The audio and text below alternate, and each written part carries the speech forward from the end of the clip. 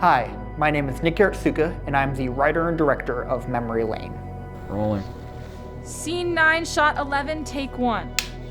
Alright, so like I've been saying this whole time, keep in mind, you guys now have done shoots in Flagstaff outside at night. Remember how cold that is. Put yourselves back in that freezing temperature that we were out at last night. And again, what do your characters want in this moment? What are they doing to get it? Caleb, show me that frustration, that exhaustion. And Kelsey, show me kind of the two sides of Victoria that you have there of Carson. just at first kind of to self-explain and blame him, but then genuinely taking a step back and doing the one thing that she doesn't want to do, which is kind of say some of her own insecurities about why she ended things between them. And action!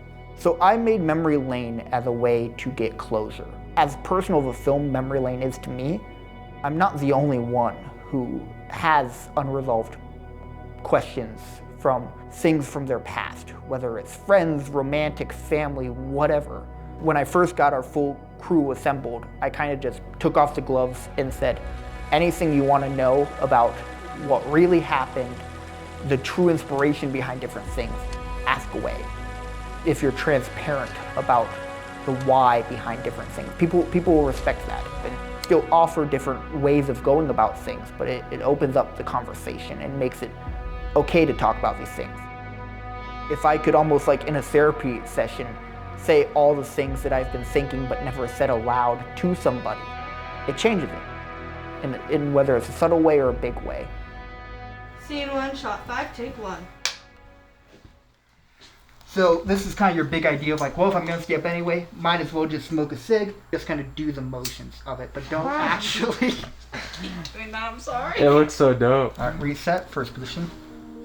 Hi, I'm Madi Kimball, and I am the producer for Memory Lane. I met my producer, Madi, while working on Bloom. So when looking for a producer, I touched base with her pretty early on.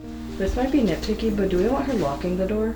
Like when she comes in? Could you do that, Kelsey? Yeah. Yes. That's a good point. He asked me to come on the team, and honestly, I wouldn't have changed a single thing about my capstone. Hi, I'm Tally Thompson, and I was the first AD on Memory Lane. In my AD process, I'm not really much in the creative side, but I just know this story is personal to a lot of people, and I put a lot of effort into doing my role to the best to my ability, because the story influenced me, and I want to give this story its best chances influencing a lot of other people, because everyone deserves closure.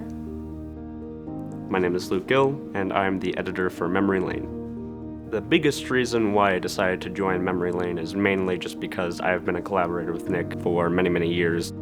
To a certain extent, editing makes the most sense because someone needs to be like the person you're willing to be there with, like for months on end working on a single project, and I think that kind of says the most about our friendship.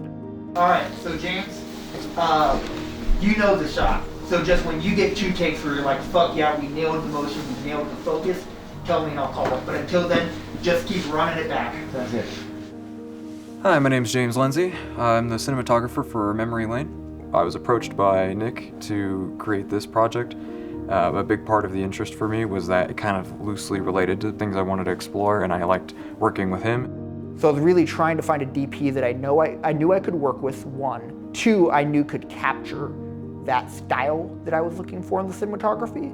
And finally, I was looking for someone that I knew could challenge me. Because another thing I like in a DP is when I have an idea for something that they disagree with, they won't be afraid to say, I think we should go about this in a different way. We have our major scene 9, which is them on the park bench, and it's largely influenced by the Renaissance paintings that are completely void behind them, where you have heavy lighting on their faces and just about nothing visible everywhere else. I thought it would be interesting if there wasn't really a background to the main park bench scene. If it was just these 2 characters in this black void. The frame is all that exists in the world of this moment.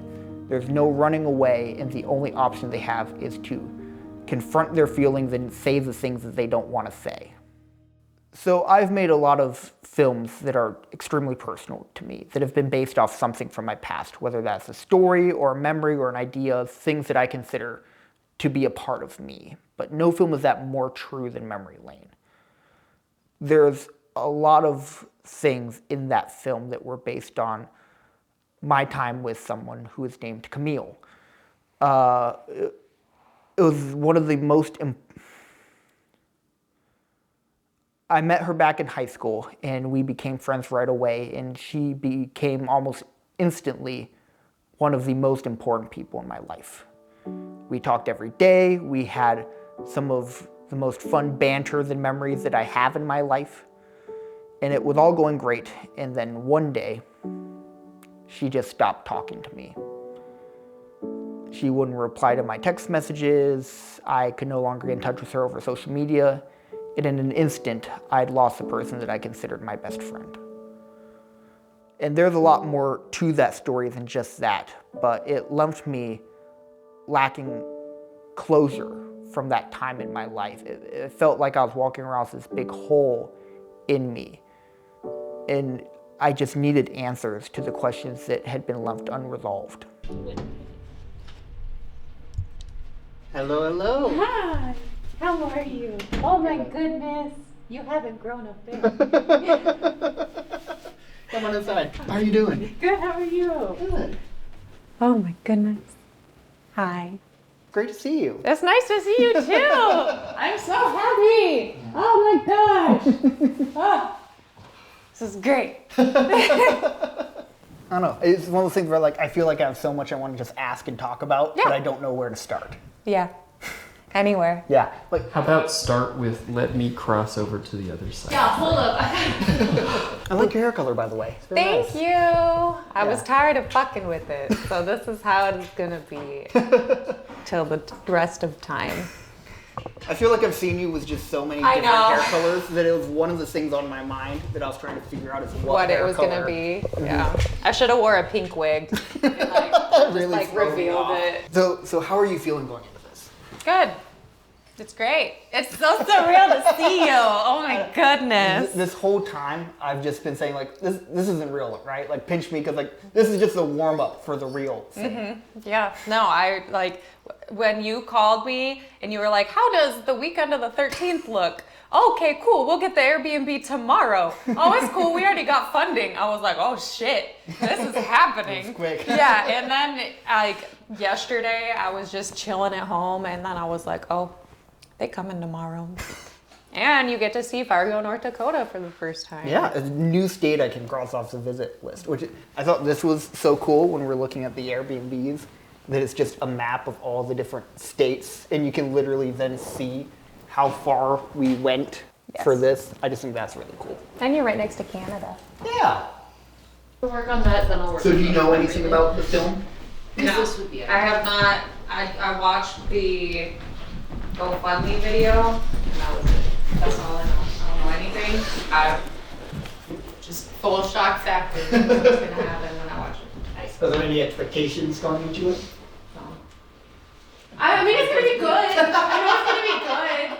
I don't think it's gonna be bad, but no, I don't like I'm sure. I'm not expecting anything. It could be a cell phone video of just two people having a conversation. Yeah. Hey, my name is Caleb Deathridge, and I played the part of Ryan in Memory Lane. And my name is Kelsey Brown, and I played Victoria. Going back to the blocking exercises we did, our first time meeting. I think we actually did work on the bench scene a bit. I think we worked on actually most, if not all, the script. Definitely we focused more on the bench scene because that's the craziest part of the script.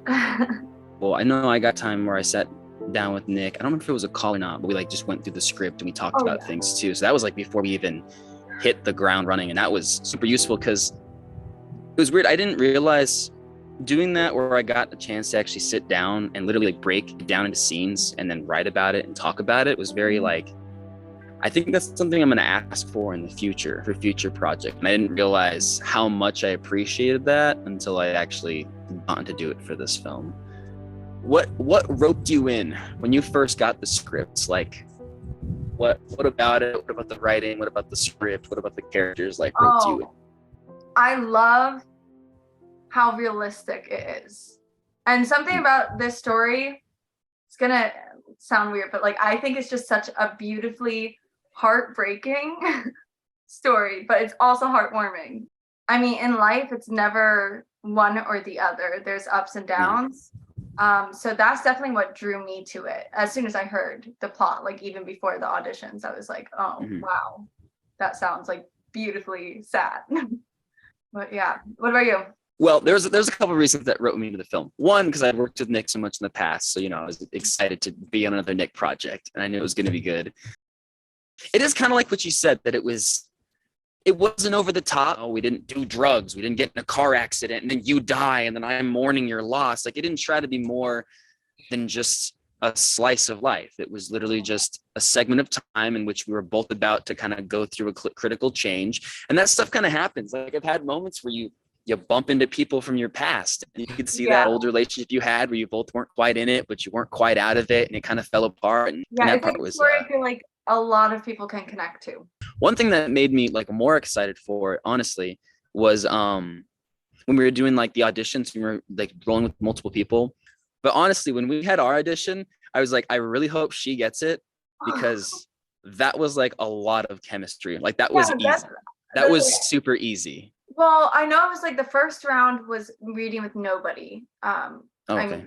And then the second round was the chemistry reads. But I totally agree. As soon as I met you, like we talked because Nick allowed us a couple minutes to just that's right.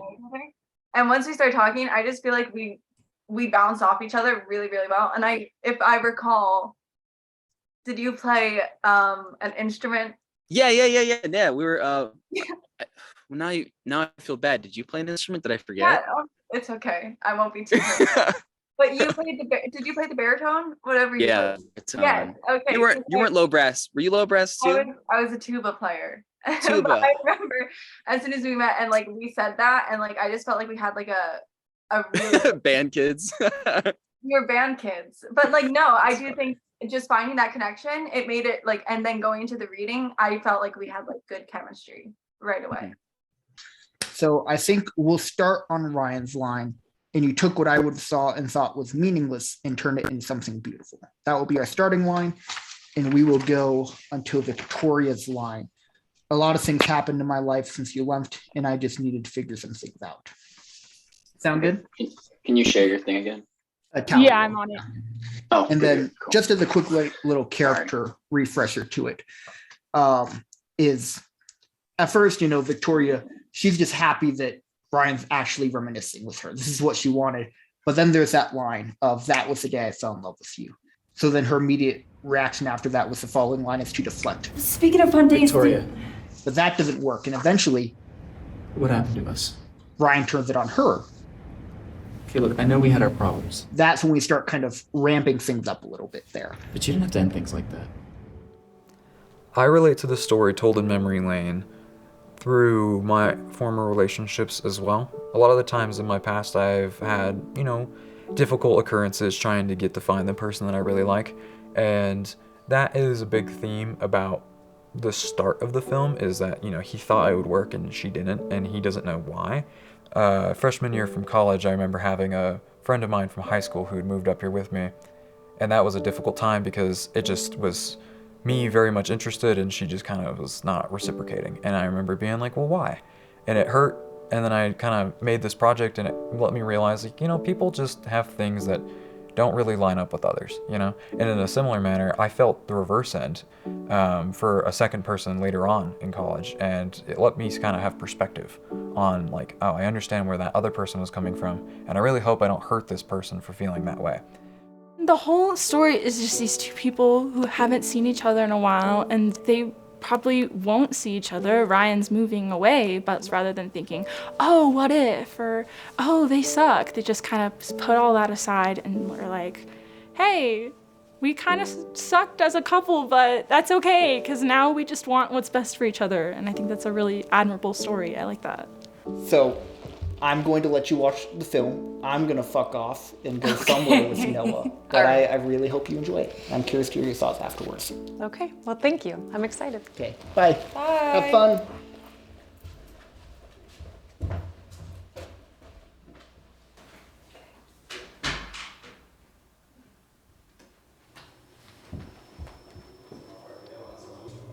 Ryan? Hey, Victoria. Sorry, I didn't see you there at all. It's okay. Oh. Yeah, I remember it took me a year and a half of asking before you finally said yes. No. I said yes right away. It took your ass a year and a half to finally fit me into your schedule.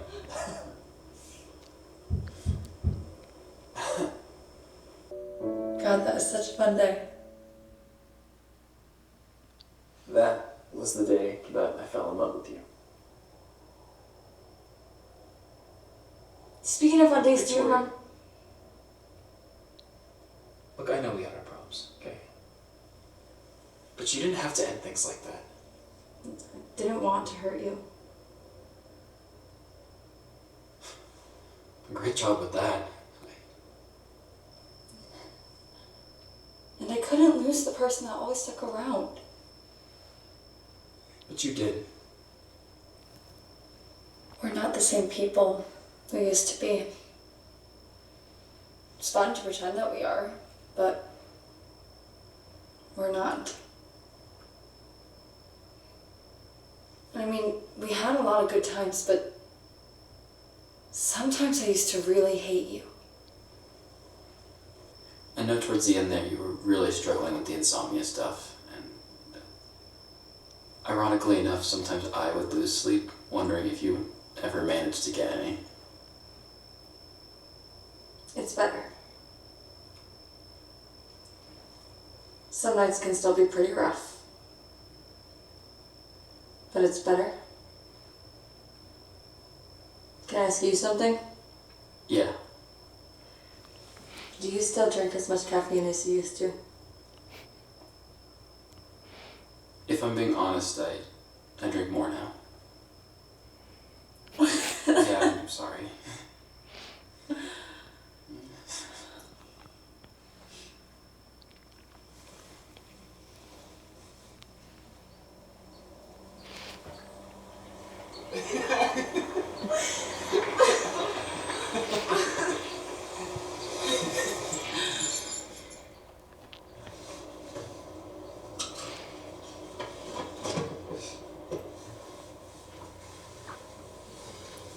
Bye, Ryan. Wait.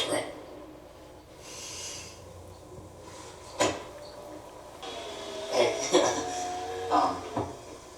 look, before, I just want to say that, I want you to be happy. That's all I ever wanted.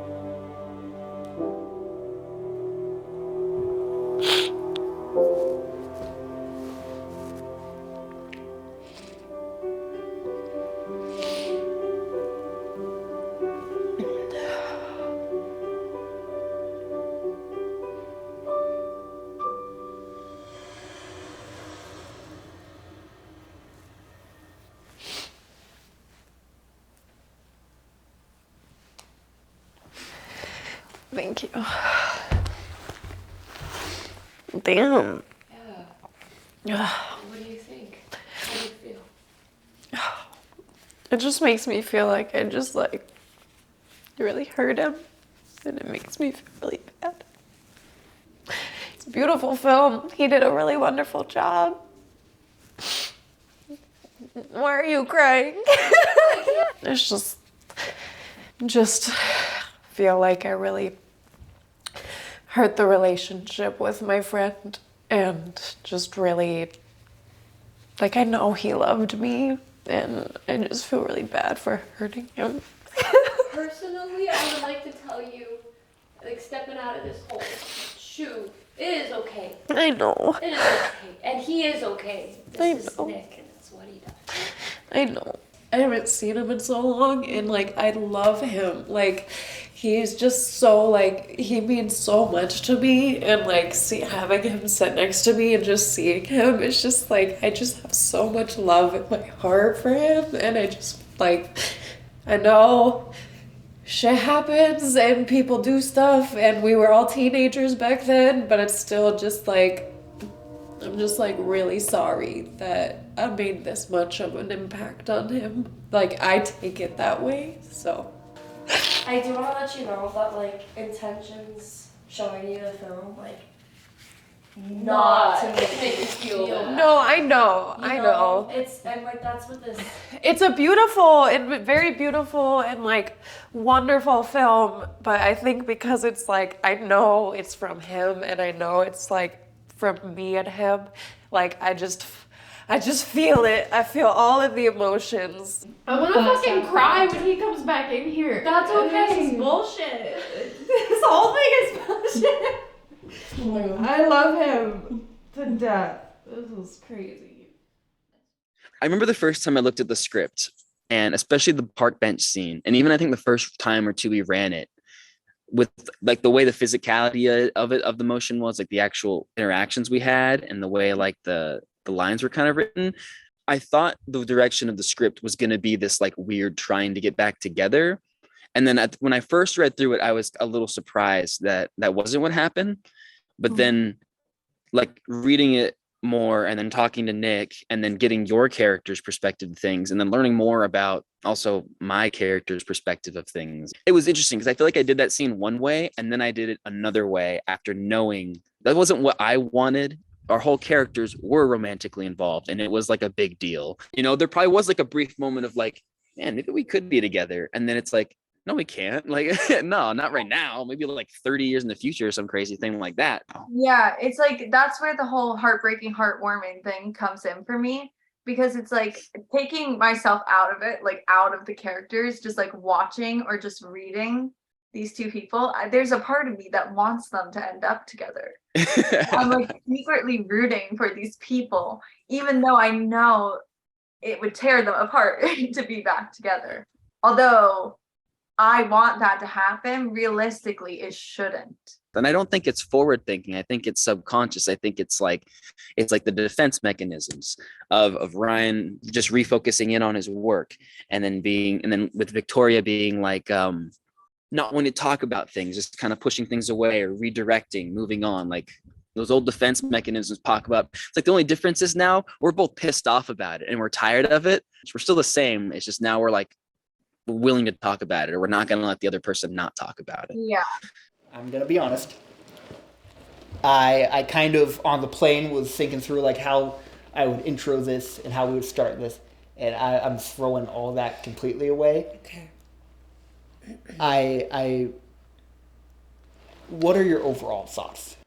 It was a beautiful film. I love it. It made me very sad and I cried very hard, but not in a bad way. Just like in a things happened in that. Okay, to be completely honest, I told them that I felt very horribly because of how I feel like the impact that it had on you was so much that you felt you need to make a film about it. But like not in a horribly bad way, just in a good bad way. Right. With all making you feel bad is the last thing I want to do with any of this. Mm-hmm. And I think part of the beauty of working on the film is I see it as both characters' faults. It's not Victoria's fault. Mm-hmm. It's both of them. And I think that's also true for this. Mm-hmm. Like the whole thing where it's like Ryan's like, remember my it was your family's event or birthday or Christmas or whatever it is, and you're like, and I'm like, what? And you're like, you can't, or like you weren't even there, you worked the whole time. Because like in my head, I'd be like, I wouldn't do that, you know. That was a part that was hard for me to like. I wouldn't do that. Like, I could see myself, or if it's just work, I mean, screw work. Who cares? Like, I could just work for anything. Actually, I think that would have been my greatest challenge, just because like, and it had to do with the way we decided she ended things, because it doesn't really flesh out exactly word for word how their relationship ended. Could you refresh me? How I'm sure I was there, but my memory is like a goldfish. Did she just like vanish? Did she just ghost him, or what happened? Basically, so the way we kind of flesh out is like, obviously these two people were together for not a short time in their life. They were together for a decent amount and a very influential time in their life. And I'm sure you agree, their relationship was important to them. Like, they had a lot of love for each other. And the way I decided was that, she basically just ghosted Ryan, and she sent him a text. But it's funny that you're like that's so bad and so shitty, because like on the other side of it, at the same time, it's like you were doing that because Ryan was gone anyway. He was working so much. It's like, what are you ghosting? He's not there anyway. Yeah. You know, like the whole scene where like we're being cute and you're there, and I'm like, I'm trying to do something, like, you're cute, but fuck off. I'm trying to work here. I'm trying to become like famous.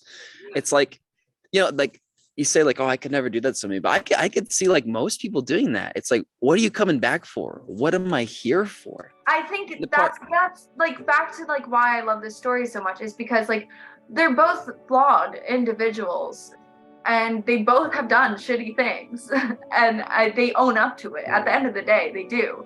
Like, she does a shitty thing the way she ended it. You do a shitty thing the way you don't show up for her, Yeah.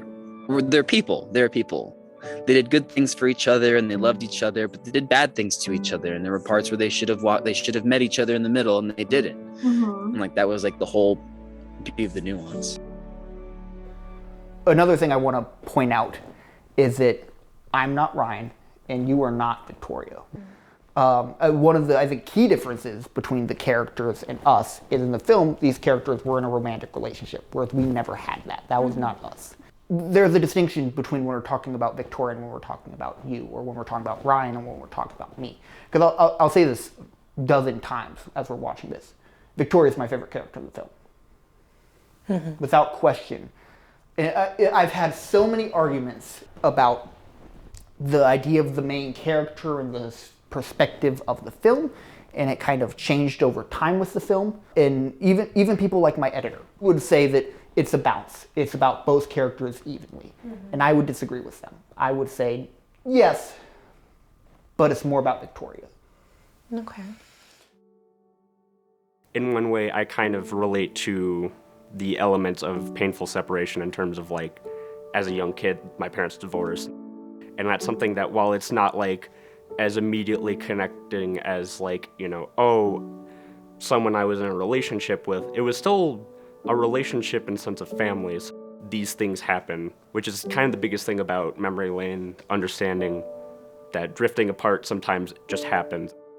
At the same time, I had also just started a relationship at the beginning of the film, and so being able to kind of work on something that directly talks about communication and being healthy in a relationship and trying to see eye to eye is something that you can really kind of relate to and feel is helpful in your overall life. Well, I guess we never addressed this at the top. We should probably say this. Camille, what's your middle name? My middle name is Victoria. That's so weird. My middle name is Ryan. Yeah, nice play on that. Do you think I was fair in how I wrote the film? I think so. I think that there's not, like I said before, I don't have a complete recollection of everything back then, but I feel like it is a very spot on from what I can remember. It feels very fair, and it is a very good, accurate representation. Now, to ask you a question along those lines, how would you have reacted? And you can pick any point in time you want to address. If you had run into me at a gas station. I would say hi. I would come up and say hi. I would probably be hesitant because I wouldn't know if you would want to say hi to me or talk to me or anything. It's kind of why I didn't reach out to you before, because it's living your own life, doing your own thing, don't want to budge that, don't, yeah. And so it's I would definitely say hi, and I would have like given you a hug and been all happy to see you. Yeah. I'm not trying to do anything with my eyes, I promise. There you go. We'll move that. I'm fine. Thank you, though.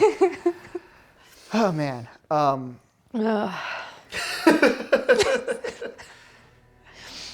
In high school, I was really sad. We're not gonna get into that, but it was my whole personality to basically ghost everyone, which was not healthy. That was totally not healthy. I just wanted to, like, you know, not be me anymore. I was around a lot of toxic people. It was bad. But Memory Lane made me rethink that and go, wait a minute, should I have ghosted all of these people? So I actually like met up with a few of them recently actually, and we kind of got closure, and it was really nice. One reason why I am the go-to editor at this point is because of just how long we've worked together, and especially with a story like this that is probably as personal as it is to him, I feel like I wouldn't really want to have it be anyone else who would be not as knowledgeable as Nick's life as maybe I am at this point. As something as simple as a conversation between two people in an empty park bench area, it is still kind of tedious and monotonous, but I wouldn't have it any other way if I'm being honest. Prior to pretty much this last version of the script, almost all the previous scripts took place with the rest of the film being in RAW. Really? Yeah. Wow. Yeah. And it was more of a sit down at a table type of a thing. So all the stuff that happened at the park bench happened more at like a table. Yeah. Kind of as they were starting to close. And it stayed that way for a lot of the drafts. It wasn't until late when, honestly, more because of logistics, we didn't know if we'd be able to find a restaurant that would let us film there for as long as we would need to film there for. I started thinking, okay, so if we can't get a restaurant that will let us be there for that long, what if we did something else? And then that became the idea of them going to different locations that were important to them from their past.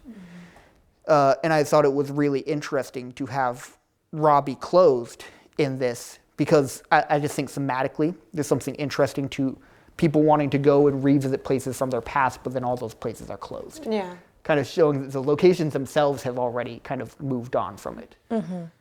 Something acting-wise that like I adore from this film. First of all, the park bench scene I just think was incredibly well written, and it like hurts my heart. But the scene before we go to the library, where we're in the car. Yeah, that's a scene. Yeah, that scene's great. Oh my God, I forgot about that one. I adored. I totally forgot about that. I say, oh my God, that feels like so long ago. And I didn't look at you when we were actually filming it ever, so I didn't see your reaction. And when I saw your reaction in the like, it like literally punctures my heart thinking about it, because like What's my reaction? I'm curious now. It felt like you were like a damn, like she has, because you were like slightly. This is so weird that I'm like analyzing this, but it was so good. It seemed like you were like, dang, she hasn't been thinking about me as much as I've been thinking about her, because like your smile like slowly faded. I don't even think it was intentional. I don't remember thinking that at all. Because it seemed so realistic. That's why. Because I was watching and I was like, dang, like what that person just said to him hurt him. I forgot about that car scene. I love that car scene. I think the thing I really like about that scene, which is really cute, it's like the first time, because our characters have been like, you've been like latching on to like, I can fix it. And then I'm like, I got to get out of here. Then I'm feeling cool again. I'm relaxed and I'm making jokes with you and I'm fine. And then you're like, not relaxed, but in a weird way, you've also given up. And so we're kind of like doing this weird thing of like, we're actually normal for a moment. And then the scene ends with them going to the library, which we already hinted at a little bit. Because I remember that was a place that we used to eat lunch a lot. And the number one thing that sticks out to me in my brain from that is Jeffrey the Cork. Oh my goodness. Can you tell me what you remember about Jeffrey? Oh, I remember making him. Because he was a cork with a Sharpie smiley face, and then I think it was toothpick arms. Yeah. Yes, he was. But was there anything else with the scene that stood out to you, or any of what we talked about? I think her attitude and the like overall like trying to be bubbliness and like push him.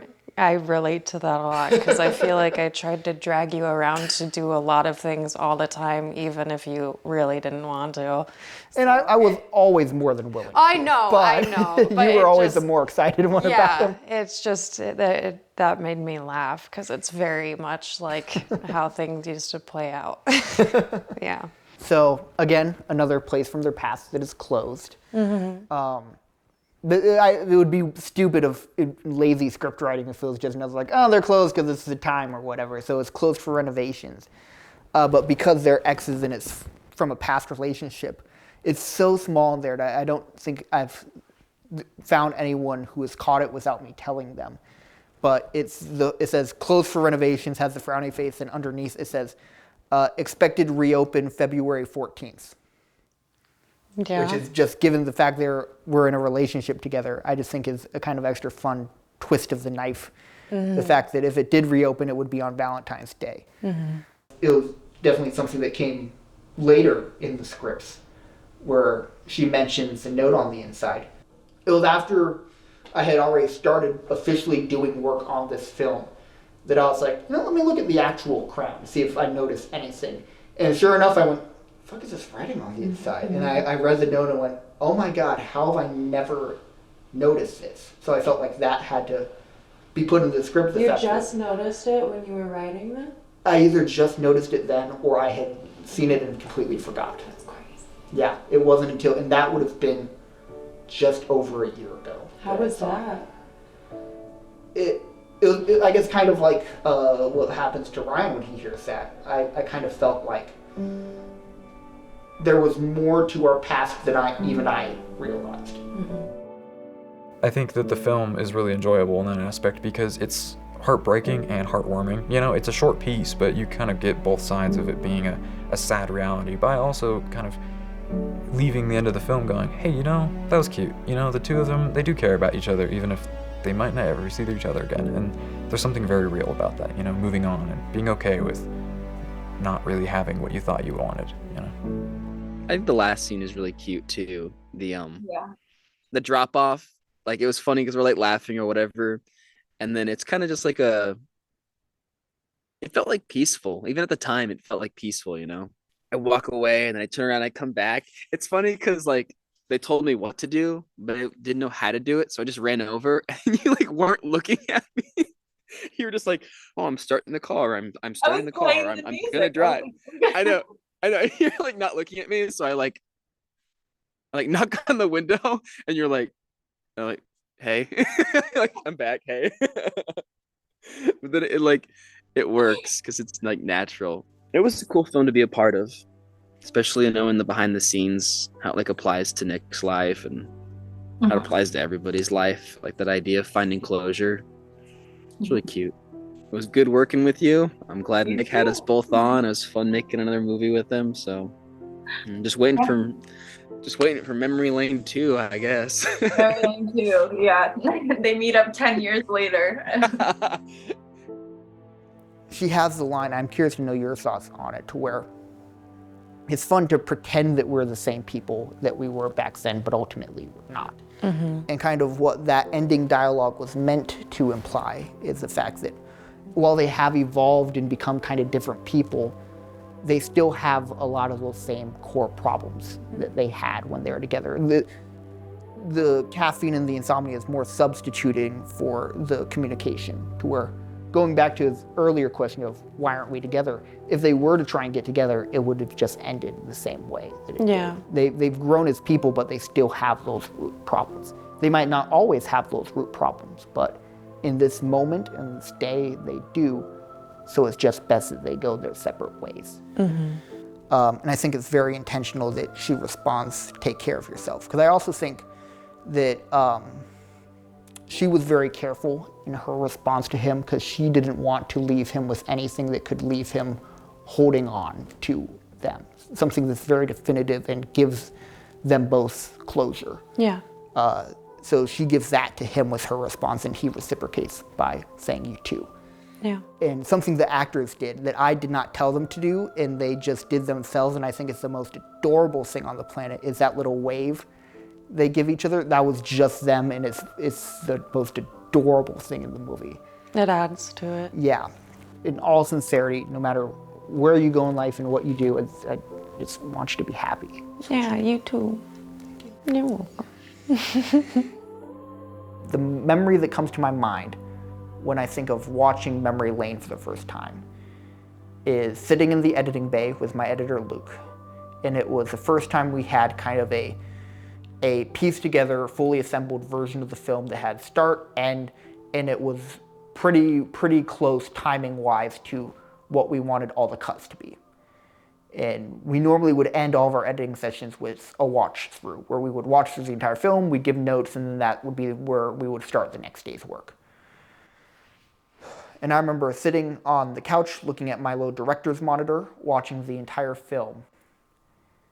And I was able to finally see it from a perspective that was not my own. I could see Ryan as not me, and I could see Victoria as not Camille. And I could just take in the story for what it was, putting my own past aside. And I was a sobbing mess watching it.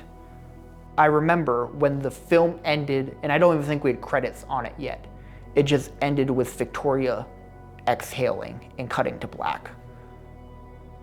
My editor Luke looked over at me as I was just wiping away tears, and I just held up a blank sticky note where I said, I don't got anything.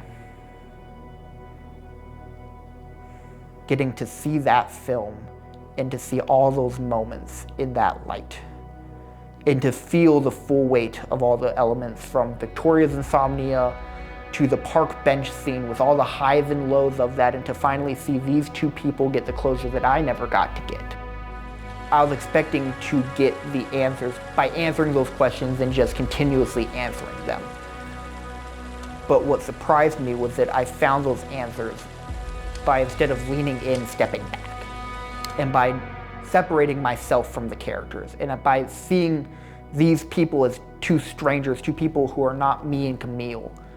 And just seeing these two individuals who have their own flaws and vulnerabilities and things that make them human. And whether it's in spite of those things or because of those things, come to a point of understanding where they can finally get closure for the things that happened in their past. And that was when I knew that A, we had a film, but B, that I had done the things that I had set out to do in terms of finding closure. Well, good. I'm glad that you were able to get your closure. I'm glad we did this. It's a very beautiful film. Oh, thank you. You're very welcome. And I think by giving people that voice to add their perspective to this story that I'm telling, it removes it from being an autobiography or something that's so self-indulgent as this is me, woe is me. And it can be something that's more universally applicable to different people, which is really kind of the beauty of film, is when you can have two people with totally different lifestyles and totally different backgrounds, and they can watch a film and both be moved by the story that's unfolding in front of them.